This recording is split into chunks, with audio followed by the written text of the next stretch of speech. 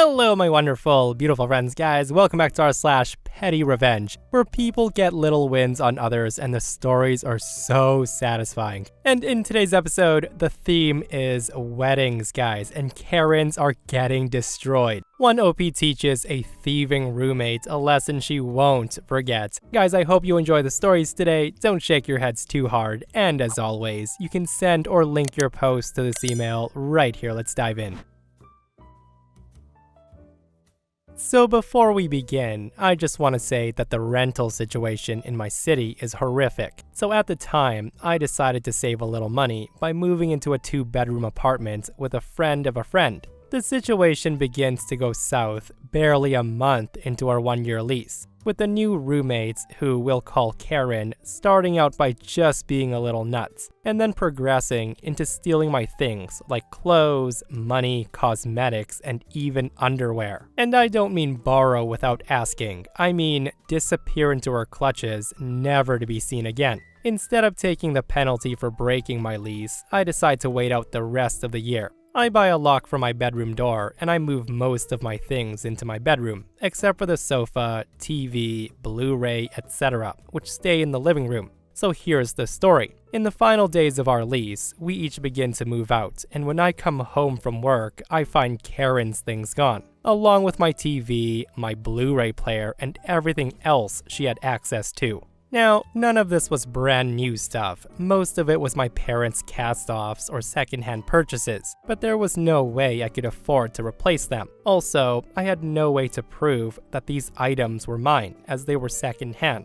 I knew it would be her word against mine, and when I called her demanding my things back, this is exactly how it played out. So that said, here's the revenge. This could have been the end of just another bad roommate story, but Karen had left one last precious thing to move out, her wedding dress. The dress was tucked away in the back of a closet in a clothes bag, so I'm assuming that she, or someone who helped her move, forgot it, or they thought it was mine. Well, the thing is, Karen was getting married in 2 months. It was too good an opportunity to pass up, and the dress went with me. It didn't take too long to get the first phone call. Over the next few days, I ignored at least 30 phone calls from her. I was prepared to just trade for my things back. But then, I got a letter from a lawyer demanding the return of the dress. I really didn't want to blow the issue up any further, so I got out her beautiful, delicate designer lace dress and I prepared to return it. I roll up the dress and folded it, and I stuffed it into the smallest box possible,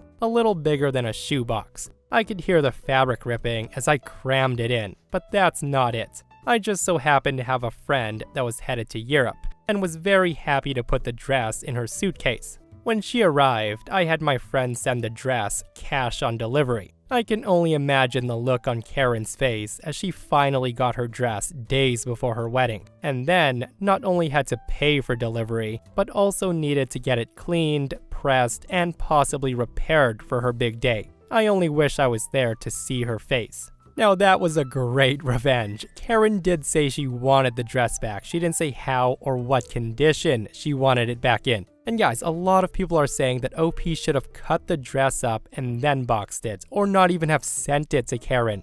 But in my opinion, letting Karen think that she'd be getting her beautiful gown back, only to find out mere days before the wedding that the dress is ruined, it's absolutely perfect what OP did, in my opinion. As always, let me know your thoughts on this post.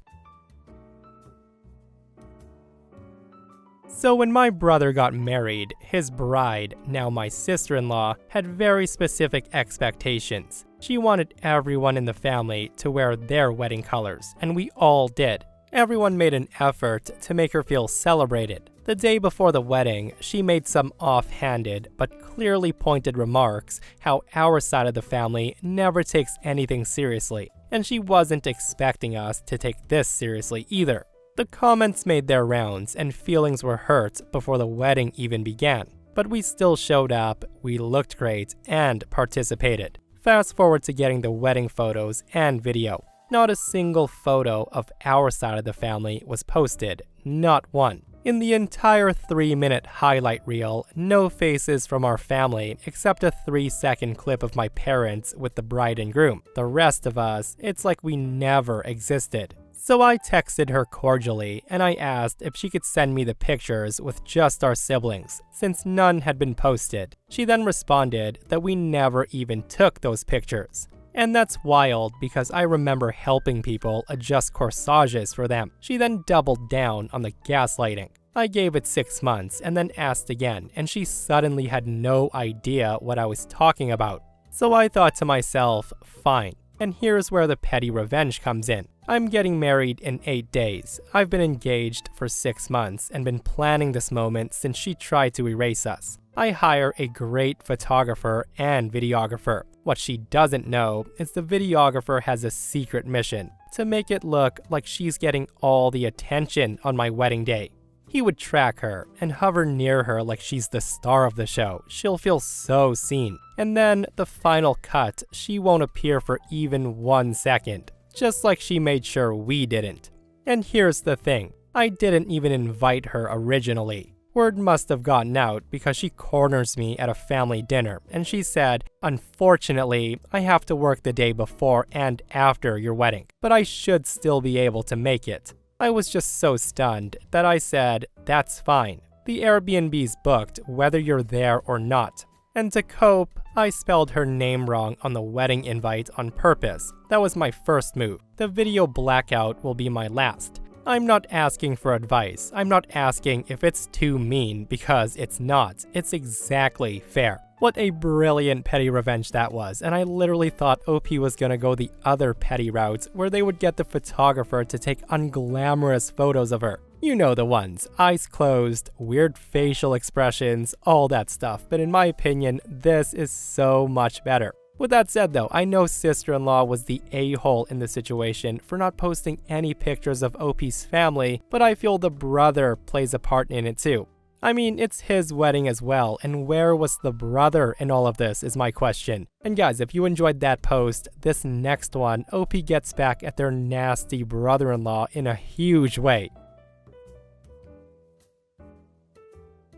So this actually happened about 4 years ago. At the time, I was married to my now ex-wife. Her sister Alice was getting married to this guy named Roger. But let's backtrack a bit so I can set the scene, as it is a bit long, but bear with me, friends. I'd had a rough past with Roger, and we didn't care for each other in the least, to put it mildly. The guy's a compulsive liar, a mooch, and a cheat, and he had pretty much alienated Alice from most of her friends and family. He and I had a falling out over this where I called him out on his BS. In revenge, he said a lot of really horrible lies about me to my family, and he had done his best to try to get me fired from my job as well, along with some other things I can't discuss. Really, really evil crap, like the guy's a dirtbag.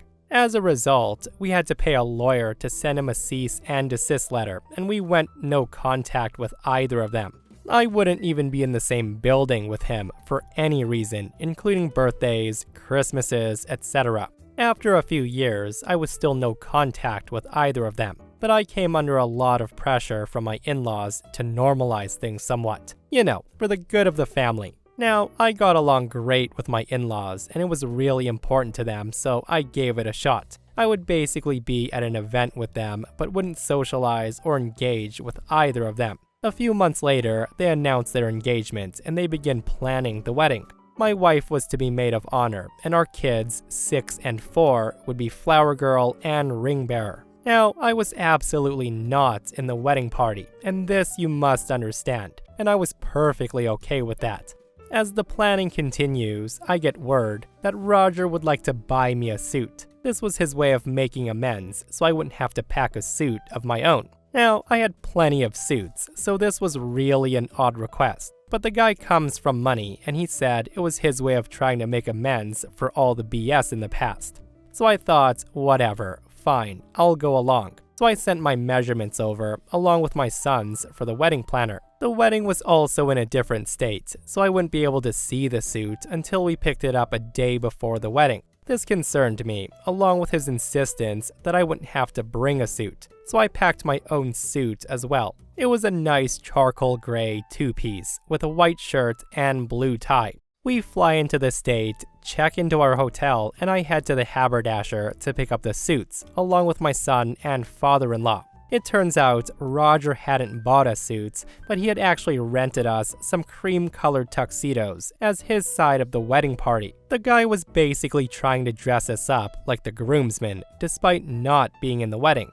I immediately saw why he didn't want me to pack a suit, and I had a good laugh at it, but I said nothing, and I let him think he got over on me. My wife also found this quite hilarious, and there we formulate our plan. The day of the wedding, everyone gets dolled up in their wedding kits, champagne dresses, and cream-colored tuxedos, and me in my charcoal gray suit. When Roger saw me, he was cordial, but he did look a bit irked. I found out through the grapevine that he was absolutely livid I didn't wear the tux, which did make my day. Now for the absolute best part, cue the petty revenge. The pictures. Because I was close family, I was included in a lot of pictures by default. But my wife, bless her heart, made a point of pulling me into almost every picture she was able to. When the pictures came back, it was amazing. In at least 60% of the pictures, I was in there somewhere, and I stood out like a sore thumb. 8 to 10 people, all dressed in the same cream-colored suits, and there was me, in my almost black suit. Alice was so beyond pissed that she had a meltdown, and she insisted that everyone get together after the wedding to retake the pictures the right way, which of course didn't happen, as this was 3 months after the wedding. So yeah, enjoy your wedding album with its almost perfect color scheme and coordination. My goodness, the way OP got back at his brother-in-law was frickin' evil, wasn't it? And honestly, you can't say brother-in-law didn't deserve it for making everyone wear cream-colored tuxedos. Like, imagine a cream-colored tuxedo not being what ruins a wedding photo. But jokes aside, guys, when someone tells you to not worry about something, you should probably worry about it. But listen here, a lot of people are disagreeing with OP did, calling him the bad guy in this situation. Like, a lot of people are saying that brother-in-law tried to make amends, but OP just took it and threw it back in his face. Let me know your thoughts. Do you agree or disagree with what OP did? This happened years ago, so I thought I'd share. One of my friends, Mel, was getting married, and she went all out for it. The venue was amazing, the food was great, decor was beautiful, good music, you name it. The day of the wedding, everything was going well until someone dropped to one knee. You already know where this is going. Someone actually proposed at someone else's wedding. I was giving the couple the side eye, but I thought maybe this was planned. Maybe my friend knows, because who would be bold enough to do this without permission? So I went to find my friend Mel. She was sitting at a table surrounded by a few friends, looking a mixture of angry and sad. I asked if she knew this was gonna happen.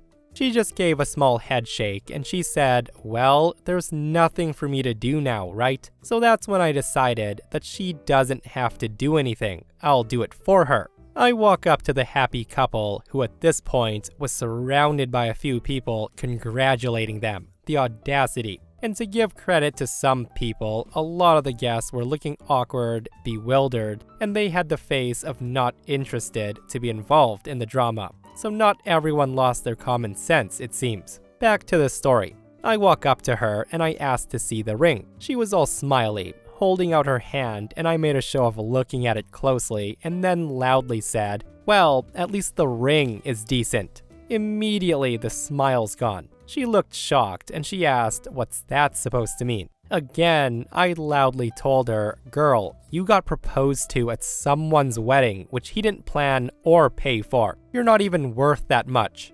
I'm just glad he didn't cheapen out on the ring. After I said that, I turned around. I went to a nearby friend, and still in a voice that I want everyone to hear, I said how tacky and embarrassing they are. And like a switch, everyone starts whispering at them.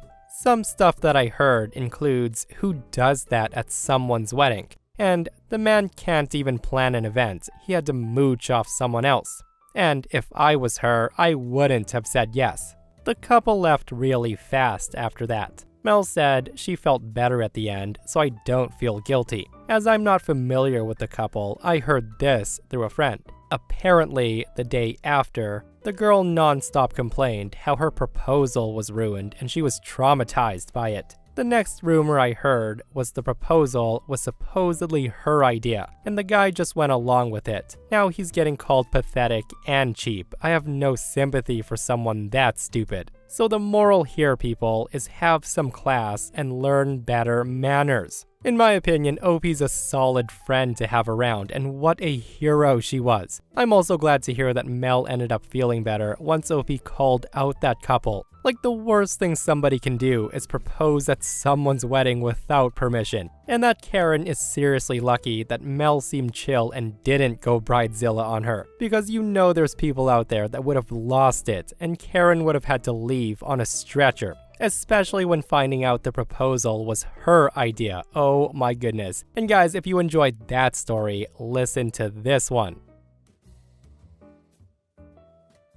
So last summer, I was at a cousin's wedding. His bride and her family had been close with ours since before I was born, and the couple had known each other since they were toddlers, so it was a particularly exciting event for both sides of the family. However, after the ceremony was over and the party had only just started, one of the bridesmaids decides to announce her own engagement. The attention was immediately taken away from the newlyweds and brought to the bridesmaid, who I'll call Sarah, and her equally smug fiancé. My cousin's wife, who I'll call Emma, didn't make a scene or utter a single negative word about Sarah. She looked like she was on the verge of tears, but she kept smiling and she acted very happy for the couple. And this was unusual, as Emma is typically quite confrontational and she speaks her mind no matter the consequences. Sarah later picked Emma to be the maid of honor at her own wedding, which took place last weekend, and this is where the fun begins. Emma's two much younger sisters were flower girls at Sarah's wedding. At the very last moment, Emma switched out the white petals in their baskets to blue ones that she had secretly brought with her. She told her sisters not to say anything about it or let the bride see them until it was time to scatter them down the aisle. Sarah looked very confused upon seeing the blue petals, which didn't coordinate whatsoever with her theme. But of course, she didn't say anything in that moment. Most of Sarah's other bridesmaids were also Emma's friends, and they had attended Emma's wedding, and they were in on Emma's scheme. At the reception, Emma's sisters and the other bridesmaids were tight-lipped when Sarah began demanding to know why there were blue petals. The wedding planner ends up getting a lot of abuse for not checking the flower girls' baskets before they walked down the aisle. Finally, it was time for the speeches. The speeches took place in front of a massive screen, displaying a loop of photos with Sarah and her husband, which had been compiled by Emma. Emma took the remote that controlled the presentation screen, and at first, she showed some pre-approved humorous photos of Sarah with Emma and other friends to facilitate a couple lighthearted jokes. And then, at the very end, Emma said to Sarah that she must be wondering why there were blue petals instead of the white ones originally planned. That was when Emma displayed the last slide from her presentation. Emma then announced in front of everyone that she was 5 months pregnant and that she had just discovered the baby was a boy, hence the blue petals, and the last slide was her ultrasound picture. There were shocked yells and gasps, and Sarah had a fit, but those involved in the scheme cheered so loudly that I sincerely regret watching the Snapchat recordings with headphones. Apparently, Sarah had been very nasty to her bridesmaids before, even driving several of them away and forcing others to pay ridiculous amounts of money for dresses. Emma and my cousin were eventually thrown out of the party, but they were all smiles. Sarah's fuming mother went to confront her outside, and that's when Emma retorts with, "Gentle, gentle, I'm pregnant." I reckon Sarah doesn't speak to the majority of those bridesmaids anymore. You know what? Sometimes you can't wait for karma to come knocking. Sometimes you gotta take care of it yourself. That said though, with friends like that, who needs enemies, right? And I feel like the saying, "two wrongs don't make a right," is very fitting for this post. Nothing but feelings hurt all around. Again, let me know, guys, was what Emma did at Sarah's wedding called for, or was it overkill? Because announcing a pregnancy at a wedding is frickin' savage.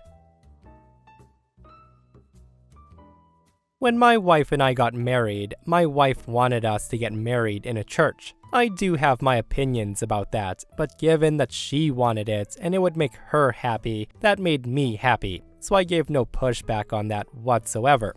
Let's also forget about the fact that the benevolent, generous, loving church required a $1,000 donation to conduct the ceremony and sign the marriage certificate, but I digress. Come the wedding day, we walk down the aisle, surrounded by friends and family, and the ceremony goes wonderfully. We walk back out and we start talking to some of the guests. We smile, laugh, and just be happy. And then I notice my sister, who was part of my wedding party. She was teary-eyed. I looked closer and I noticed she'd been crying. So I asked her what happened, why she was crying, but she wouldn't budge. I then find out my wife had also been crying before the ceremony. I then come to find out that this deacon, who had been part of the ceremony, had told my wife right before she was to walk down the aisle and get married that she couldn't do so because she did not have a veil. That's right, she was told right before she was to be married that she wasn't allowed to walk down the aisle because of an effing veil. And let's just say I was seeing red. And let's just say I was prepared to burn down the world. And let's just say I became angry.